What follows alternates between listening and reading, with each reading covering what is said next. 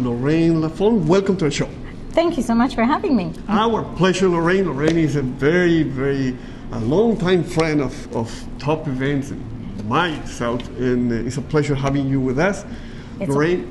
Lorraine is in charge here of too many things. Tell us what you do here at the Centre Communautaire Régional de Londres. Okay, right now we're planning our summer camp, and it'll run from July the 4th until August the 25th, from Monday to Friday, from 7 o'clock in the morning to 6 o'clock at night. Oh, it's a really long day, a really real summer camp. Oh, it is, absolutely. The one thing about our program, it's offered only in French. Yeah. And so for children who are in their French schools and have English parents, it gives them an opportunity to continue to improve on their French skills, because if they're away from it for too long, they tend to forget. Yeah. So this is the children who are in our programs, they find that when the children come back to school in September, that their French is even better and better. Absolutely. Yes. They're completely immersed in French. Absolutely. And having fun. Having fun, because we have so many activities, like, because they swim twice a week. Okay. And then every day of the week there's an activity. So whether it's sports related, we visit Clovermead, East Park. We take them out to Apple Land a few times. We go to Storybook Garden. Really? And that happened for 2 months? 2 months. Every single day? We do not stop with the children. So the children, they don't want to go back home? No. Well, a lot of the children, when the parents come and pick them up, I don't want to go. No, they say, why are you picking me up so early? They've been almost 10 hours with you. That's right. So it's a fun-filled day for them, and we try to make it as interesting and educative at the same time. And we also we put a lot of time in the physical activities, because that's very important, that the children go outside and play as much as they can. Absolutely. So yes.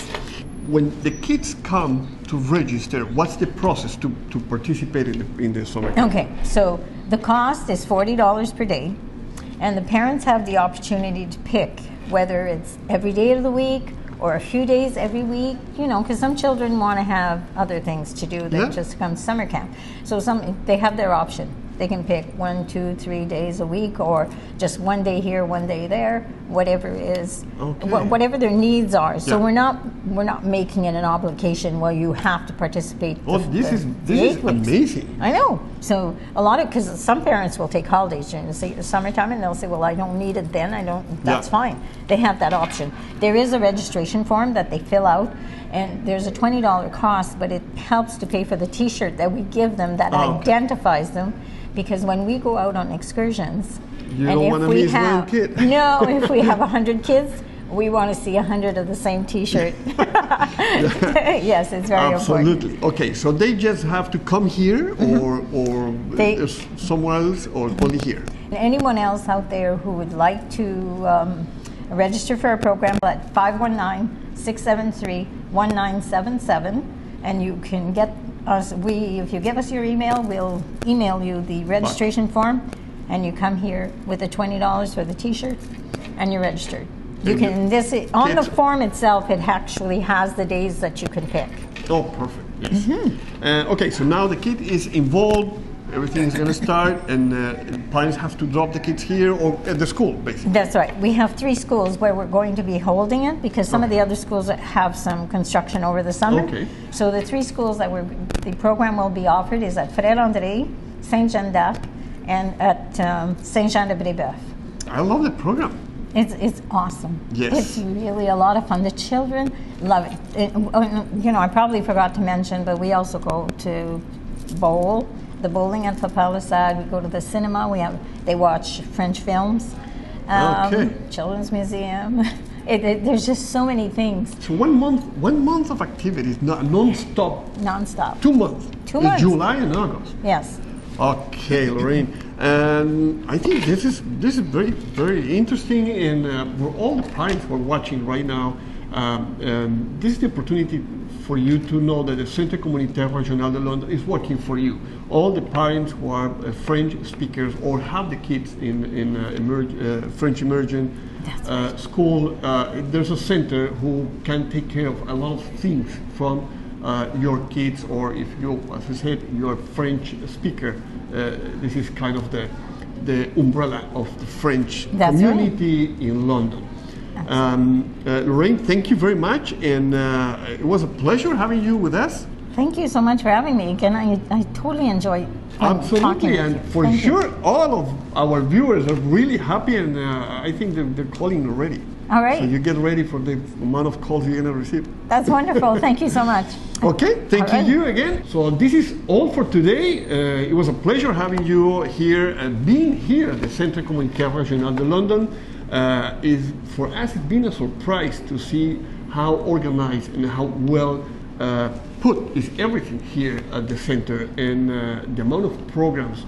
And the other thing is, I didn't mention this, how big is the French community in London. So, okay, we're going to leave for today, and next week we're going to continue with our show.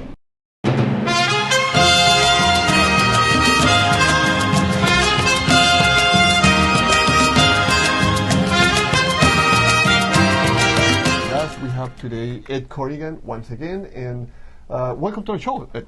It's my pleasure to be here, Jorge. Okay, last time we left you talking regarding all what was the sponsorship for SPOS, and we said that we were going to talk about all the changes on immigration in the Canadian law. So which are the changes that we have right now? Well, the government has brought in some changes where they've done away with the conditional sponsorship. Before, the marriage had to last for 2 years, and once they pass that condition, then the person become a permanent resident. But they've withdrawn that because there was concerns expressed that some people would be stuck in abusive relationships. So that's been done away with. There still are restrictions on people who are sponsored, that you cannot bring in a new spouse for 5 years. And so there are limitations, and the government thinks that that is sufficient to prevent any sort of abuse. They've also simplified the process and have now more standard forms. They used to have forms for in Canada and out of Canada, and basically they've got the one set of forms, and they both sets of forms basically convey the same set of information. So that is an improvement, because people sometimes made mistakes by using the wrong forms. Which makes sense, no? Yeah, not having two different things going. Makes perfect sense. Now, one of the big complaints about the previous government is that they changed the age for dependent children to once you hit 19, you no longer qualify as a dependent, which of course a lot of people criticize, because a lot of children were still in school, first year university, whatever, they're 19, and is somebody going to leave their 19-year-old son or daughter behind because they don't qualify as a dependent? Now, the Liberal government has brought in a policy that they're extending the stage back to under 22, and that's going to take effect on October 24th, 2017, and this was just recently announced on May 3rd. Now, when we talk about the kids, the dependents are 22 years old, it means they have to be students? No. Well, just if you're under the age of 22, you still qualify as a dependent. Now, they have a special exemption if somebody's handicapped, or they're still dependent on you for medical reasons. The old policy was that either once you turn 22, you no longer qualify, but they also allowed for students who are still in school, if you're a full-time student, you still qualified as a dependent. Now, it's interesting that the government has not brought back that rule or that exemption. So right now, as it sits, if once you're hit past 22 or hit the age of 22, then you're on your own, and that has, I guess, some sort of negative. But at least the worst part of it's done, because most people, if they're still first and second year university or college, they're going to pass the become 19 years of age. Okay, so it doesn't matter if they're students or not, basically. That's correct. But that may change. I think it would be a good idea for people to put pressure on the government to bring back the old rule, because even if you're in medical school or law school or graduate school, you're going to definitely be older than 22 before you complete your program. And I think Canada is wasting the talent that would be brought in. And in fact, these people are still real dependents on their parents, because unless you've got a scholarship or something, you're independently wealthy, you're still going to be financially dependent on your parents And I think the old policy, quite frankly, worked quite well. So, you know, if it ain't broken, don't fix it.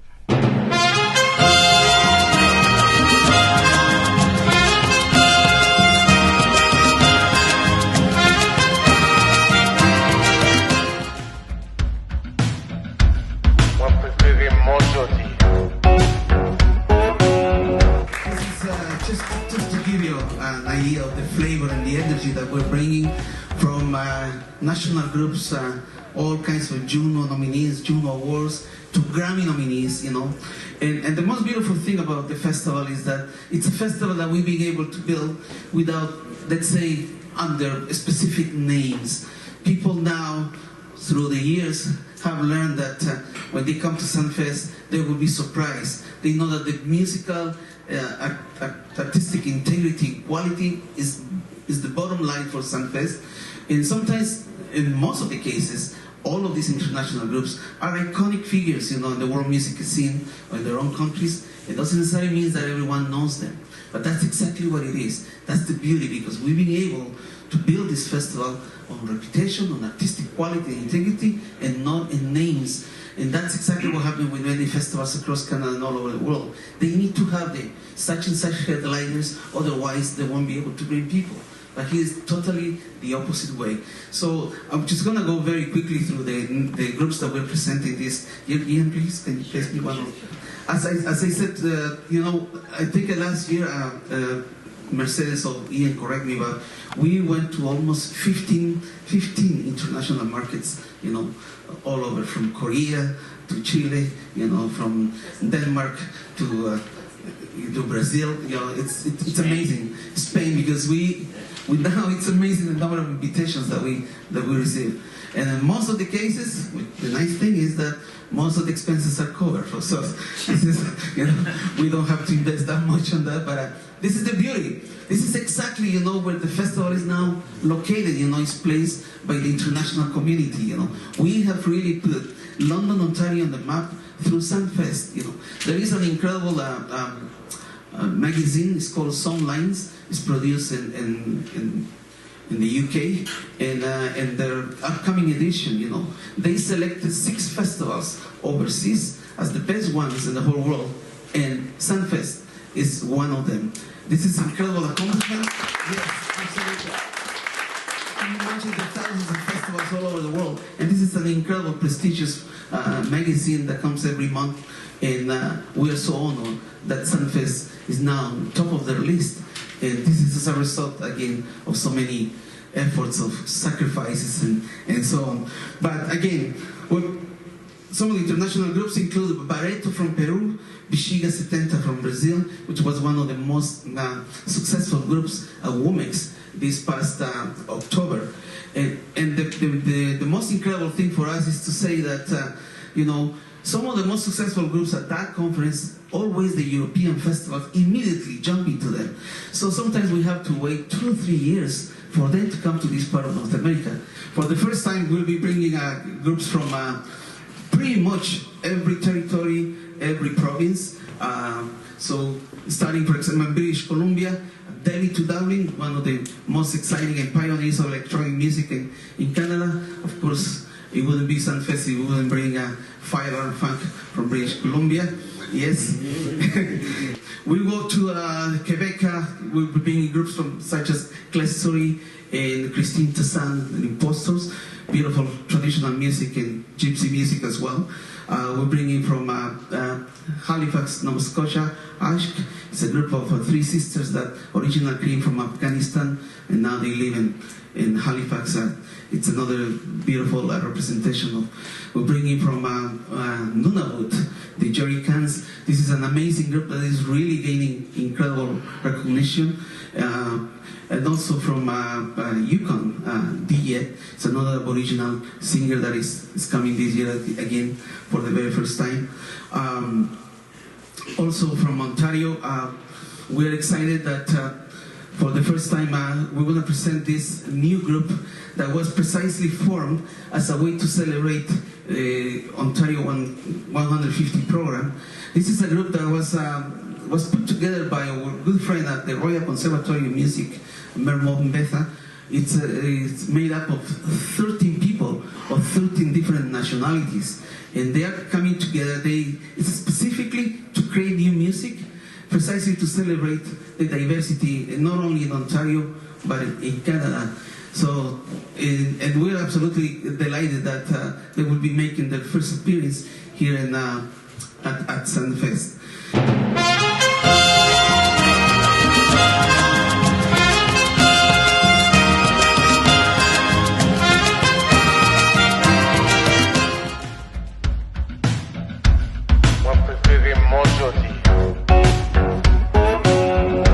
There will be over 35 groups performing during the weekend. So really showcasing the richness of the new talent that is based now in Canada, but also the richness of many of these international artists that will be visiting SUNFEST for the first time.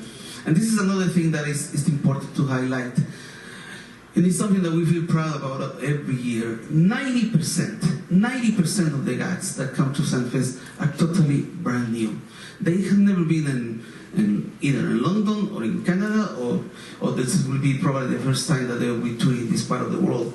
And that's what really keeps the festival fresh, innovative, attractive, because the excitement now is about where are the groups coming from, who is coming, People are not necessarily interested in what are the names of the groups, but where are they coming from? And this is exactly what the excitement that we have created in this community, and we're delighted that this year is not going to be the exception. We continue making the festival the most attractive festival in the community in southwestern Ontario and Ontario in Canada. And this is because we truly believe that music is one of the most powerful vehicles of bringing people together, complemented with the incredible market that we have of crafts and cuisine from all over the world, and making the festival accessible to the whole community. It truly makes of the festival the global village. And not only that, but we always feel proud of the incredible social impact that the festival creates in this community. It's so beautiful to see people of different social and economic status coming together, and you can see that really only during that particular weekend. Different languages, different cultural backgrounds, different flavors, and all of them together in one particular location, and it really makes SUNFEST one of the most beautiful expressions of community. So we are extremely excited about that.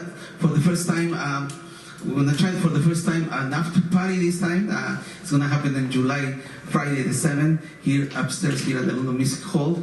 We're excited about that as well, because that will be a new element for the first time. And of course, as Nick always asks me, what are your future plans? We have all kinds of plans for the future. In 2019, we'll be celebrating our 25th edition, and we have a lot of plans for that, to even expanding the festival into downtown and making really the festival one of the biggest attractions in Ontario. So I think I pretty much have covered things this time, and again, we can thank enough, all the hundreds of volunteers that really make the festival a tremendous success. The board members, the staff, the committee members, and of course, personally, my special appreciation to my own family, my two kids and my wife, who always have been behind all these dreams that we had in the past and have made them a reality. So again, thank you for being here. Thank you for supporting us. And we really hope that all of you will tell everyone else that the biggest celebration, the biggest party in town is happening on July 6 to 9 in London's Victoria Park. Thank you all, and enjoy the rest of the day. And viva SUNFEST! Moi préféré mon jodi.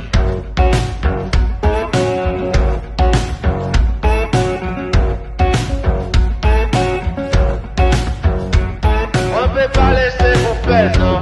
Moi préféré mon jodi. Moi peux pas laisser vous faire non. Moi préféré mon jodi.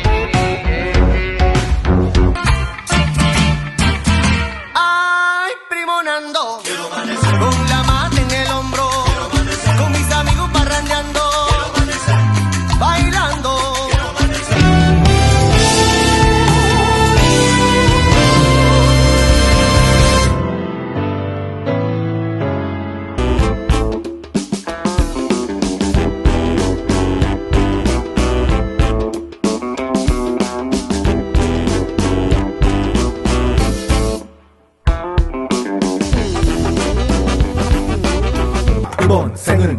못났어 뭘 해야 잘 풀릴까 고민해 봤자 뭘 해도 안 된단 말이다.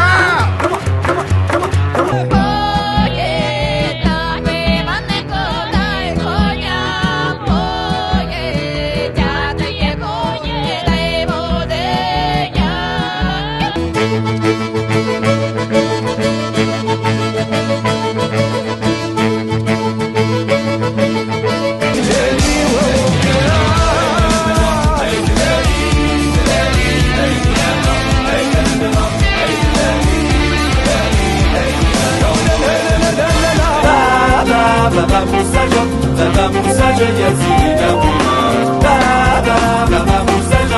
vamos a Yazida, vamos a Krishna vai descer no Badawi,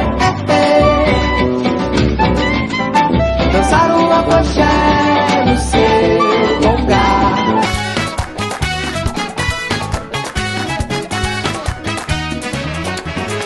Abrí mi huella en la tierra, me abrí paso en un camino que noche de cal y arena fue moldeando mi destino, quemando la piel al sol.